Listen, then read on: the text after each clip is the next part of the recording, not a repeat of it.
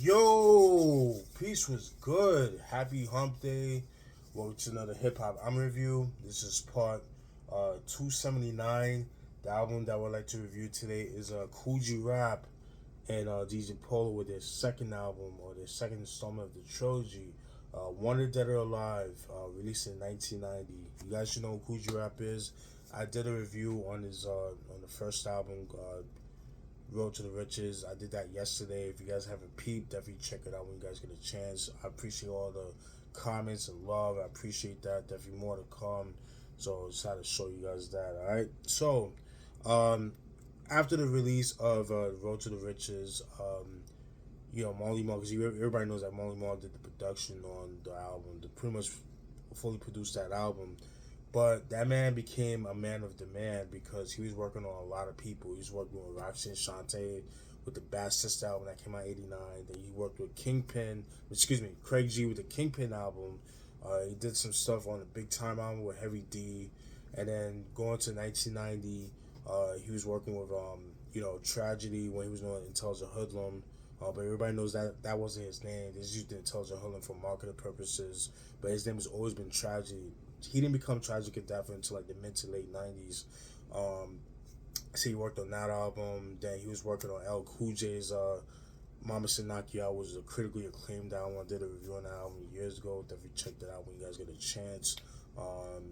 Who else? He was working with Master Ace with the Take a Look Around album, which I'm trying to get my hands on, but that shit is super expensive and rare as fuck. So still trying to get that. I would love to get the Traffic edition, but that shit goes for kilo prices. So it's like it's a pipe dream at this point trying to get that album. But yeah. And then Marley Marl couldn't really work with Kool Rap because he was so tied up.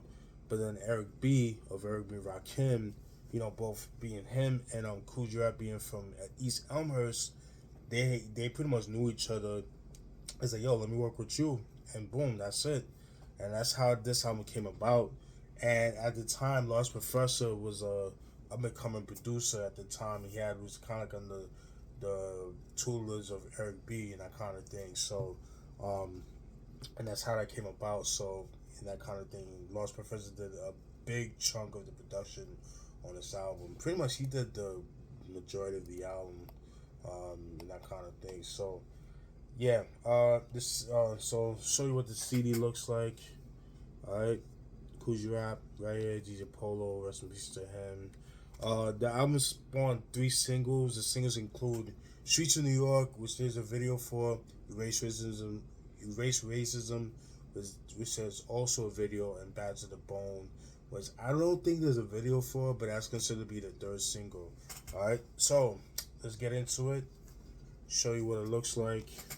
You got the first disc and you got the second disc with like bonus cuts and that kind of things, like instrumentals, that kind of thing, bonus tracks, instrumentals of songs that never had singles, that had never had instrumentals, like Death Wish, Bad to the Bone, that kind of thing. There was never there was previously unreleased, that kind of thing. Open it up. That's what the CD looks like. Kind of has like that black and tan kind of look to it. And then you got a Kool Rap. Let's put the CD back.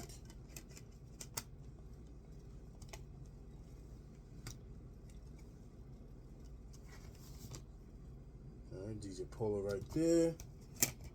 Alright. Now let's take out the booklet, and then you can see Kool Rap and the TCF crew. And you got one of his mans right there getting frisked by a cop and that kind of thing. So, alright, that's what the album cover looks like. It's pretty much the same as the album cover. Alright, then this tells about the beginning of how the album came about, that kind of thing. Right here you see is the 12-inch for the Streets of New York single. I'm gonna be real with you. I would have loved for this to be the album cover. That's me personally. That would have been so sick, But that never happened, unfortunately. They got the 12-inch cover for Race Racism.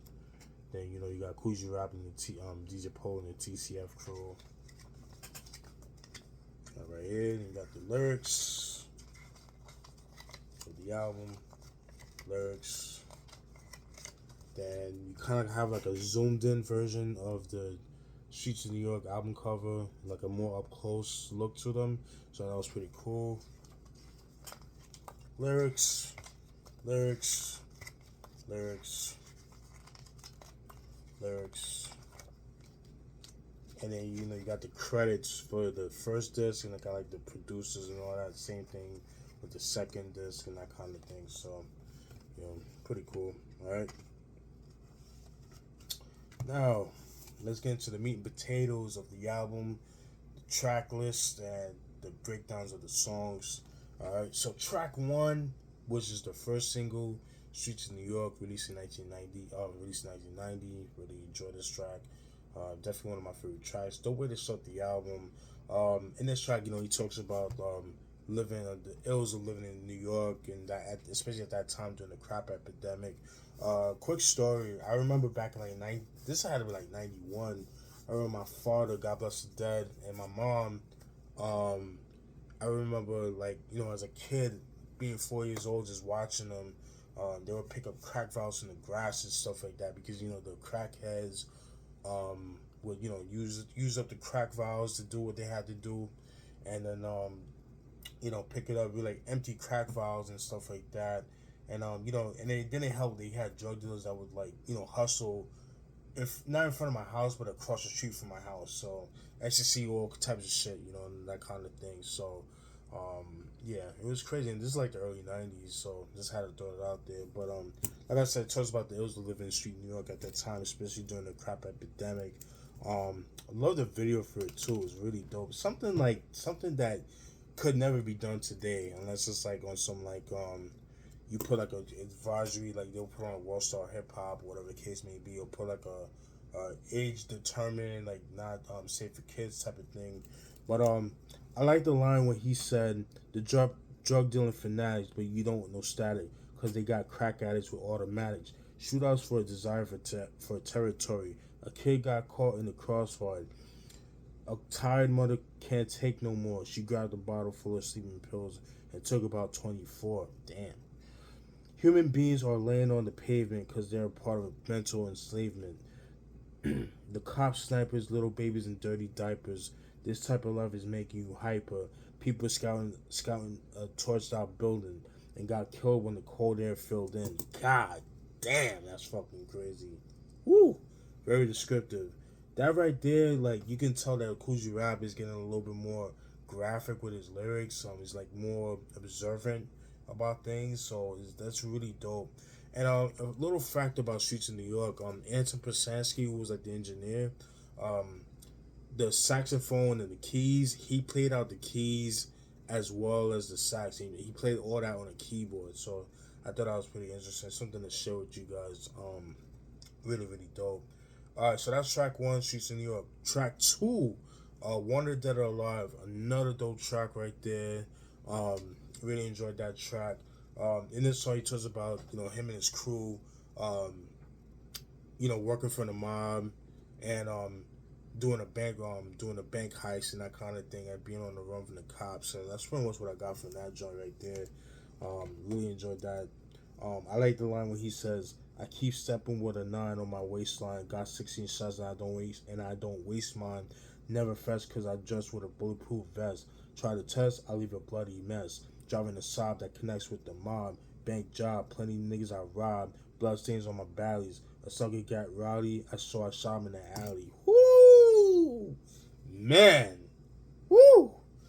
Man, Kool rap is on just again, the way he flows is like water. It's so fucking dope. I really enjoyed that right there.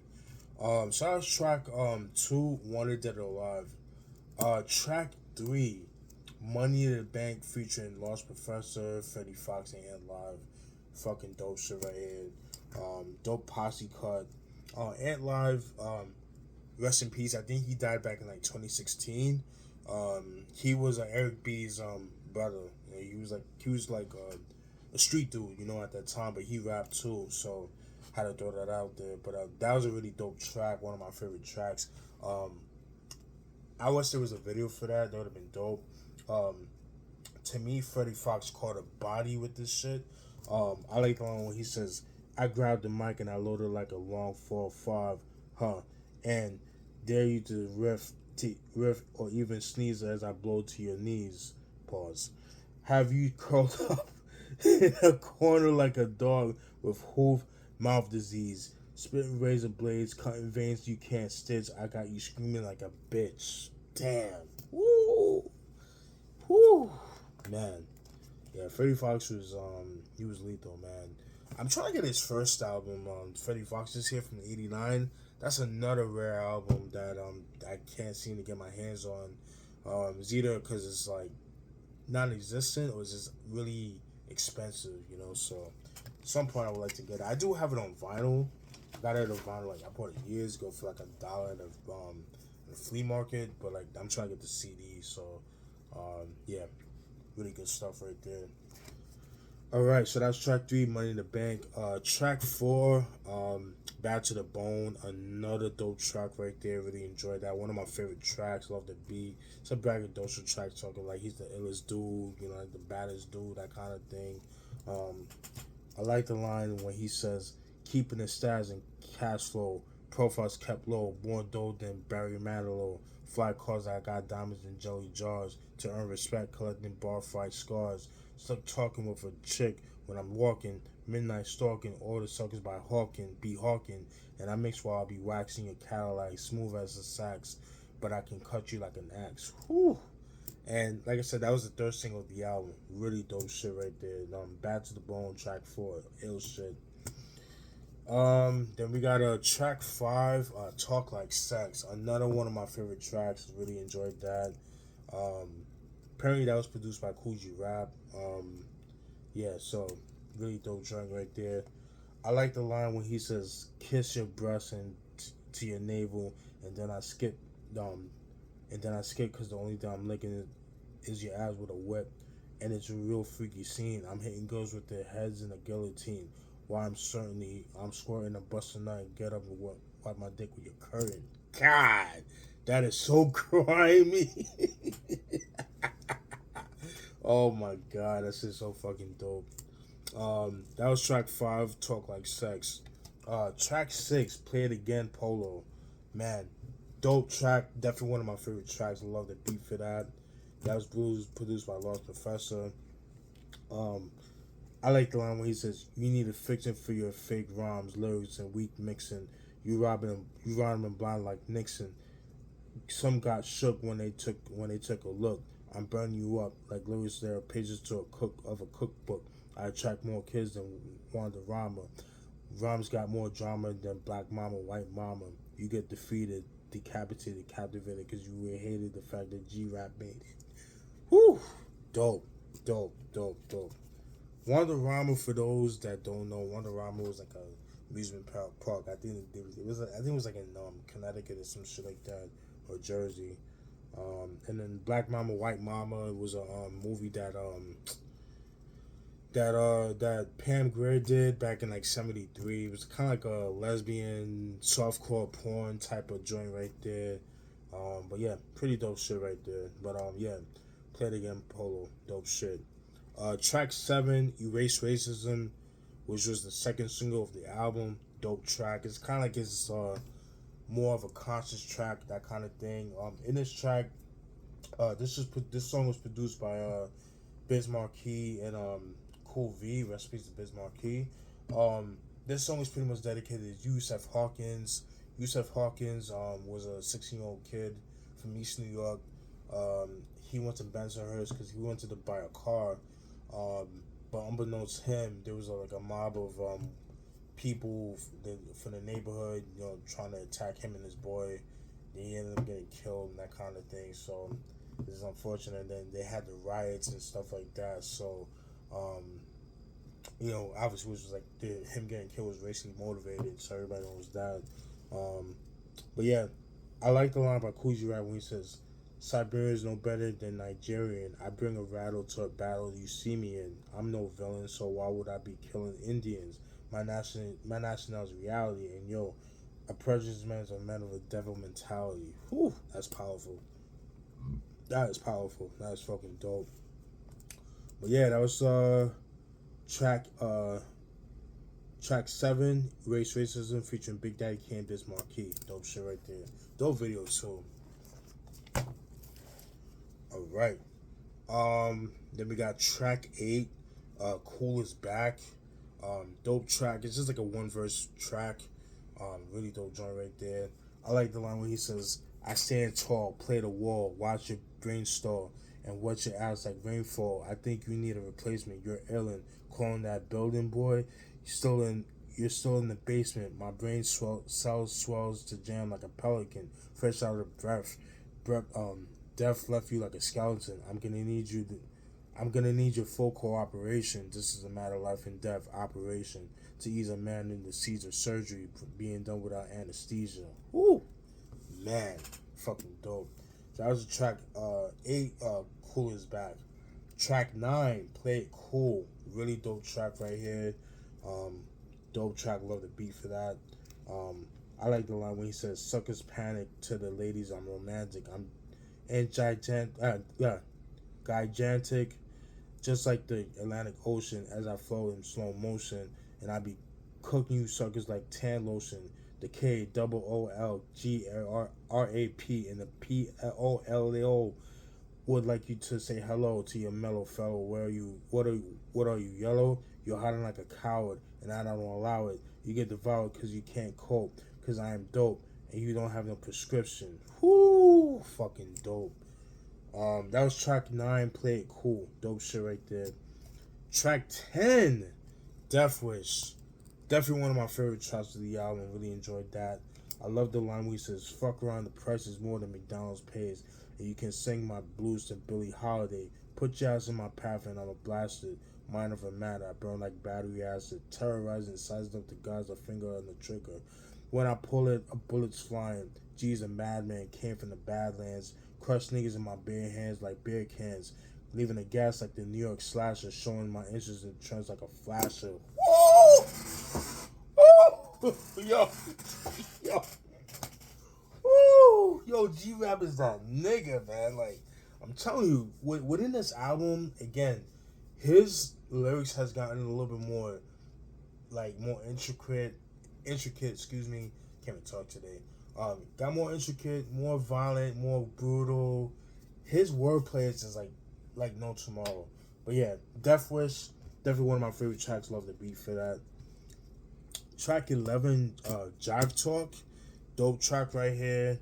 I like the line when he says, "It don't matter. I make niggas scatter. Teeth start to chatter. Your head, I'm a splatter. Rain breaking a main vein. Watching my name bring you pain. I'm setting on your blood stain. Hard to hold. I'm bold. I roll real cold. Too much soul. Dick made of gold. I roll niggas to hell. You try to swell, but fell. Now get well or die like a dry cell." Whew, man. Woo!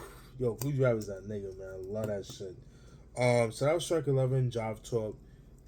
Track 12, the Polo Club. Pretty much this song is just a mixture of samples being blended and that kind of thing. So nothing to really talk about. And then we got track 13. The last track, Rikers Island, as I mentioned before. This song was originally recorded in 1987. But it didn't make the Road to the Riches album, but it did make on this album, so it only makes sense. Yeah, so really dope track right here. In this song, you know, he talks about, he also talks about, surviving in Rikers Island and that kind of thing. For those who don't know, Rikers Island is a prison in New York. It's like an island. It's a little island. It's like, I think it's connected to the Bronx or Queens or whatever the case may be.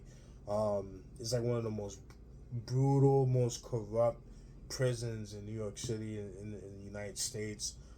There's been documentaries about it. A lot of rappers talked about Rikers Island. There's talks about it getting they're gonna close it down in like a couple of years and that kind of thing. I'm pretty sure you've heard about the story about Khalif Browder, the 16-year-old kid that went to jail. I think he was like falsely accused of stealing the book bag, and then he ended up getting killed in the prison, that kind of thing. They like treated him like shit. They really abused that kid, man. So, and shit like that is the reason why like they're talking about closing down that building. So I mean that facility. So, but this song Rikers Island's been on numerous compilations. I believe it's on the 1994 Killer Cuts compilation album. It's also on the 2000 The Best of Kool Rap and DJ Polo. It's actually on that compilation album as well. But yeah, dope song right here. Like I said, talks about how to survive in prison and that kind of thing. So I like the line where he says, just to hear your name makes his spine tingle. This is a jungle where the murderers mingle. They say the place is crowded, but there's no room for you. Whether you're white or black, you'll be black and blue. Cause in every cell block, there's a hard rock with a real nice device that's called a sock lock. Don't ever get caught in a crime, my friend, cause cause this bus trip is not to adventures in. They have a nice welcome for new inmates, raising shanks and sharp end plates. Woo! Dope shit right there. Yeah, dope shit.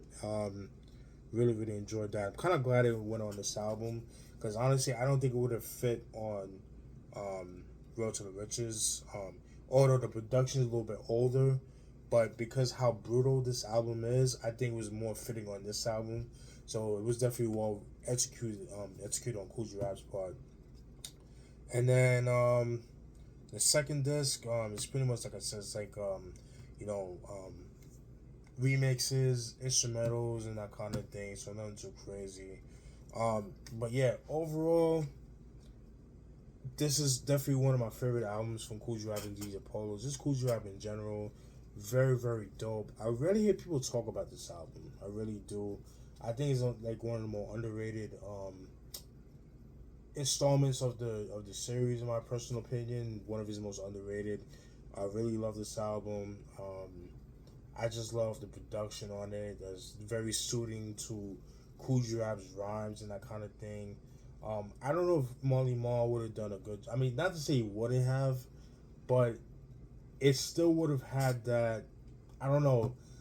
If Marley Marl did the production, I could definitely see it being in the likes of like something that would have been on the Tragedy album in terms of Hoodlum, or like Mama Said Knock You Out. I feel like it would have had production like that, but Kool Rap definitely needed a new sound, and he definitely got that with this album. Little controversy. People have been talking about how Eric B from Eric B and Rakim did the production. We all know that Eric B does not do anything, and there's no shots to him, but it's just everybody's been saying that he did not do the production. The only reason why they say he did the production is because who he is. He's a money man, his name in the streets and that kind of thing. So he has more stature. It's kind of the same thing with Diddy. It's the same thing. But Large Professor did the majority of the production on the album, with the exception of Jive Talk, Polo Club, Marley Marl. Those were produced by DJ Polo. Marley Marl did Rikers Island, and Race Racism was produced by Bismarck and Kool V. But Lost Professor did the majority of the album, and that's very impressive because at that time Lost Professor, at that time he was like 16, 17 when he was working on this album. He worked on Tragedy's album, and that's another thing too. Tragedy said in the interview that Lost Professor did 80% of the Intelligent Hoodlum album production wise. So I thought that was pretty interesting. And he also worked on Eric B and Rakim's Let the Rhythm Hit Him. He did the production on that. Him and Paul C, rest in peace. He also did some of the songs on that. But then pretty much Paul C was working on that album, but he ended up getting killed, and then pretty much Lost Professor took over and pretty much finished up the album and that kind of thing. So, and I think Lost Professor, he said in an interview he was taking shots at Eric B on the song Snake Eyes, where he was taking shots at Eric B. I have it up. I'm looking at Genius.com, and the song Snake Eyes is the second verse. He takes shots at Eric B, and I'll read it to you. Where he says, "The person you least expect to slit your neck, 9 times out of 10, crime is the prime suspect. It doesn't feel good when you can't trust blood and your neighbor's the neighborhood hood, plotting to cut this next scam. You sleep in the end, you get swept because you slept. You hear the dice get blown on, so step back. Snake attacks move as fast as a Cadillac, but it found in my circumference. The next thing you'll pay to get your front fixed. Rolling 11 is the opposite of heaven. It's crap, so start revving to make tracks. Once a snake, you stay a snake. When you're small, you took cookies, but now you take the cake. And behind backs, you switch facts and tacks, probably smoke cracks. Cause 1 minute, my crib, you all in it. The next thing you want to play self-centered just because you're in a fake with the fake guys and you keep rolling snake eyes. So that right there, he said that was a shot towards Eric B, because like I said, he tried to take production credit for this album right here. So that right there, he talks about that, and also with the Eric B and Rakim. But we all know that Lost Professor and Paul C did the production on that album. So yeah, my overall thoughts, a very dope album. One of my favorite albums that came out in 1990. I just feel like 1990 overall is a very underrated. It's a very underrated year for hip hop. I don't hear a lot of people talk about that year because people always want to go with 93 and above, like 93 to like 95. But yeah, but 90 is a dope year for hip hop. But yeah, let me know what you guys think. All right, y'all be easy. Peace.